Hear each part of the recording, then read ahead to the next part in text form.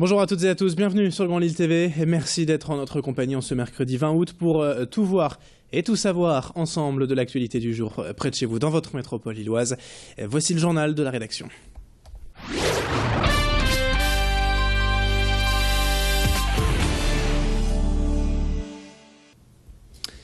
Et à la une de cette édition, tout d'abord le football, évidemment, avec le LOSC qui joue une partie de son avenir européen ce soir.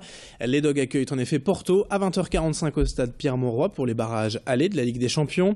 Et si les Lillois ne partent a priori pas favoris de cette double confrontation, ils entendent bien tout de même jouer leur carte à fond pour ne pas perdre bien sûr toutes leurs chances de qualification pour le match retour dans une semaine au Portugal. Notez que le milieu de terrain Marvin Martin sera le seul absent côté Lillois ce soir. Rendez-vous donc 20h45 pour ce match entre Lille et Porto. Une image à présent à la une de cette édition, la présentation du nouveau préfet du Nord et donc préfet de région hier à Lille. Jean-François Cordet succède à Dominique Bure, parti à la retraite début juillet. Ancien préfet de la Somme et de la région Picardie, il est âgé de 64 ans et s'est donc présenté à la presse hier. S'il avoue ne pas encore connaître tous les dossiers locaux, il a tout de même pu échanger avec son prédécesseur avant de s'installer. Il sait donc par exemple que le canal Seine-Nord devra retenir son attention, de même que la future fusion des régions. Hier, après cette première conférence de présentation, il est allé déposer une gerbe au monument aux morts de la place Riour. Mais avant cela, Alexandra Gossin l'avait interrogé, et notamment à propos de cette rencontre avec son prédécesseur. Bien sûr, nous nous connaissons depuis très longtemps, nous nous sommes croisés à plusieurs reprises avec Dominique Bure. Donc, bien évidemment, j'ai sollicité sa connaissance et sa finesse d'analyse sur la région Nord-Pas-de-Calais. Et puis nous nous retrouverons encore dans quelques jours pour continuer cette discussion. Mais je ne vais pas vous les donner.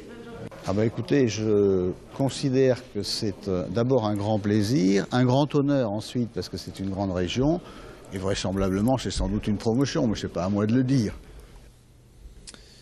Autre information, à la une de l'actualité ce mercredi, ce tragique incendie d'un appartement hier midi à Wavrin et la mort malheureusement d'une petite fille de 3 ans. Selon les premiers éléments, le feu aurait pris très rapidement au deuxième étage de cet immeuble récent situé allée de Normandie à Wavrin. Les pompiers sont très vite intervenus sur place pour maîtriser l'incendie, mais ils n'ont pu malheureusement que constater la mort de cette fillette prise au piège des flammes.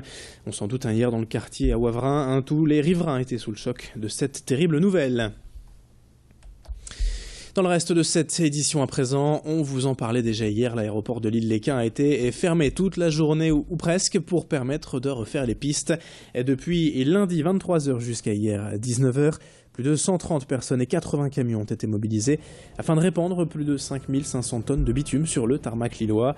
Des travaux de réfection nécessaires tous les 10 ans en moyenne et aussi et surtout pour se mettre en conformité avec les normes européennes, notamment en termes de largeur de piste. Pendant plus de 20 heures hier, le trafic aérien lillois a donc été totalement interrompu et seuls 2 vols ont été impactés et détournés vers Ostende. Globalement, les travaux ont été finis dans les temps et les avions ont donc repris leur balai hier peu après 19h30. Une piste comme neuve à Léquin qui est allée découvrir Tanguy Lécluse. Chantier, donc c'est la mise aux normes européennes de l'aéroport de Léquin.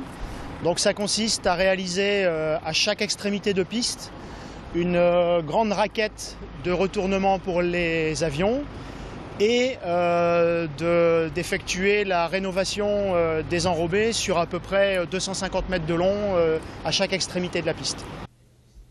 En cette année 2014, vous le savez, les commémorations de la Première Guerre mondiale s'enchaînent et à cette occasion, le sommet annuel des jeunes du Triangle de Weimar avait un caractère bien particulier cette année. Et tous les ans, en effet, des étudiants français, allemands, polonais se réunissent lors de ce sommet pour évoquer l'Europe et la paix. Et pour cette édition, ces jeunes ont visité divers lieux de mémoire de la région comme la nécropole nationale Notre-Dame de Lorette, mais aussi le Louvre-Lens et des cimetières de guerre. L'objectif étant de leur faire prendre conscience de la mémoire commune qui existe en Europe et de l'importance de défendre cette mémoire. Thomas Bignon est allé à leur rencontre hier lors de leur visite de Notre-Dame de Lorette. Oui, je suis très intéressé par cette guerre en raison de mes ancêtres qui y ont participé. D'ailleurs, je suis impatient de visiter Vimy cet après-midi et je suis très heureux d'être là pour visiter ce mémorial. C'est vraiment un super sentiment d'être là. On est obligé de connaître l'histoire, on est obligé de connaître son passé pour construire le futur et voilà, ça nous rappelle que la paix, c'est pas un acquis, c'est en perpétuelle construction. Et puis pour finir, on s'intéresse à l'activité nouvelle de ce graphiste lillois, Johan Jacob, déjà connu et reconnu dans le monde de la musique. Présent depuis plusieurs années, il travaille pour des groupes ou des festivals internationaux en créant des posters, des affiches. Et il vient de se lancer dans le monde de la mode. Son idée, c'est d'imprimer des dessins, des illustrations sur des t-shirts, des sweats ou des chemises. Récemment, il a proposé son projet sur une plateforme de financement participatif sur Internet et en à peine 10 jours, il a récolté plus de 2500 €. Vous voyez, tout est fait manuellement dans son atelier à Tournai et ses vêtements en sont franchement originaux.